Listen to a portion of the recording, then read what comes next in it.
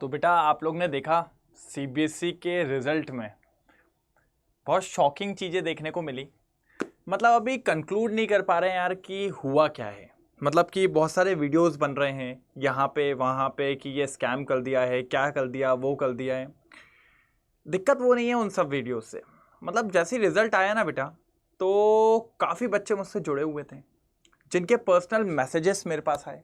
Telegram पे हो गया है ना, इंस्टाग्राम तक भेज रहे हैं, व्हाट्सअप कर रहे हैं मैसेजेस, कह रहे हैं सर बहुत ड्रास्टिकली कुछ सब्जेक्ट्स में कम नंबर आ गए।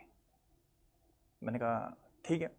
अब यार मैंने कहा ठीक है, हो सकता है उस सब्जेक्ट में उसने पढ़ाई नहीं करी हो, लेकिन ऐसा हुआ कि जैसे मान लीजिए कि 2-3 सब्जेक्ट्स में उसके 90 के पास हैं, 85 के पास हैं, 80 के पास है, और एक सब्जेक्ट में 10 नंबर, एक सब्जेक्ट में 15 नंबर। मतलब अगर उस बच्चे ने 3 या 4 सब्जेक्ट में बहुत अच्छी पढ़ाई करी है, 80 मार्क्स लाया, 82 मार्क्स लाया, 85 मार्क्स लाया, 90 तक लाया है, तो यार वो भाई ब्रिलियंट बच्चा होगा। फिर एक सब्जेक्ट में उसके 10 नंबर 12 नंबर, अरे ठीक है कम होते 50-60 हो जाते, पास तो होता, इतना तो पढ़ता वो, लेकिन सीधे 10 नंबर 12 नंबर।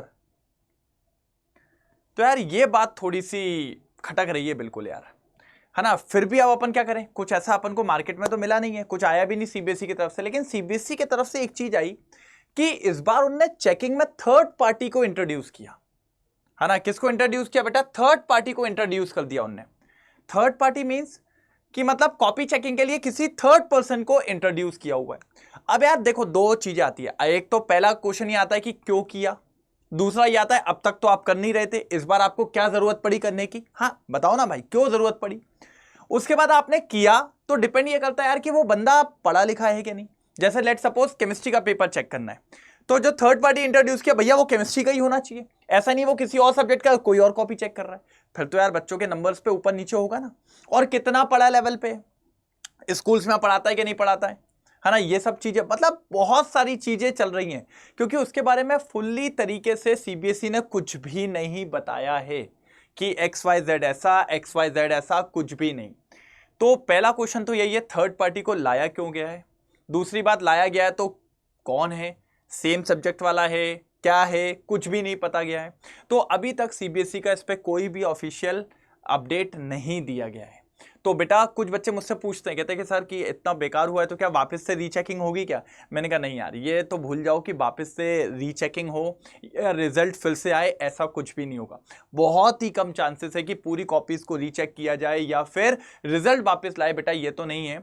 लेकिन हाँ, कुछ बच्चों के नंबर्स बहुत ड्रास्टिकली कम आए, कुछ बच्चों की कंपार्टमेंट आ गई है, तो मैं बस उनको यही कहूंगा बेटा आप रीचेकिंग के लिए, रीवैल्यूएशंस के लिए, है ना, अपनी कॉपीज़ को डालिए, आप कॉपीज़ को मंगवाइए, चेक करिए, है ना, अपने टीचर्स को दिखाइए कि कहीं पर कोई गलती तो नहीं है। अगर आपको सही लग रहा है तो भाई वहाँ पे फिर आप सही करवाइए। तो ये सब काम आपको करने पड़ेंगे, क्योंकि बच्चों के नंबर काफ़ी कम हो गए। और बेटा कुछ लोग के साथ तो ये दिक्कत आ गई कि कुछ सारे एग्जामिनेशंस जो होते हैं उनमें 75% चाहिए होता है, 70% चाहिए होता है। अब वो बच्चों के नंबर वहाँ कम हो गए, जिसकी वजह से वो पीछे हो जाएंगे।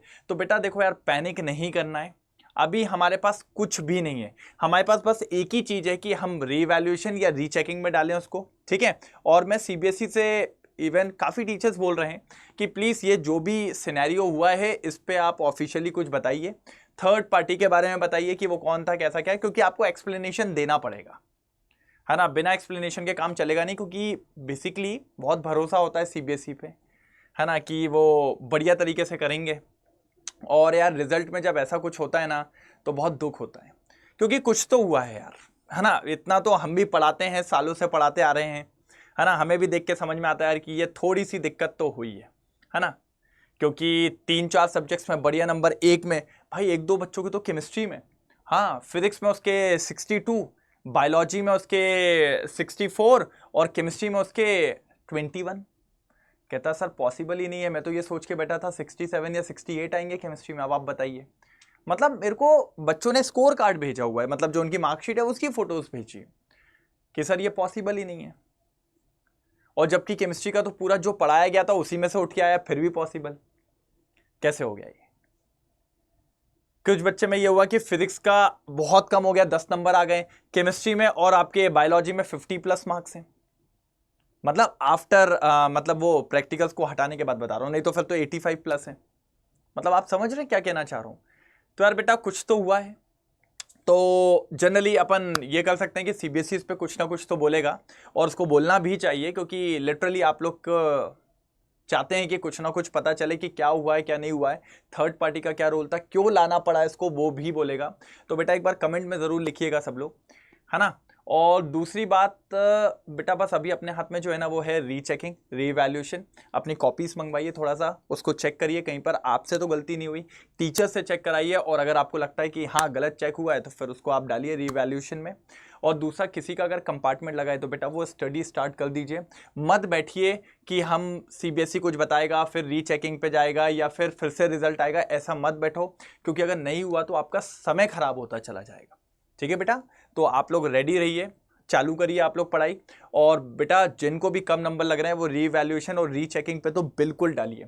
अब पता है कुछ बच्चे मुझसे कह रहे थे सर रीवैल्यूएशन रीचेकिंग में पैसा तो लगता ही है ना हमारा।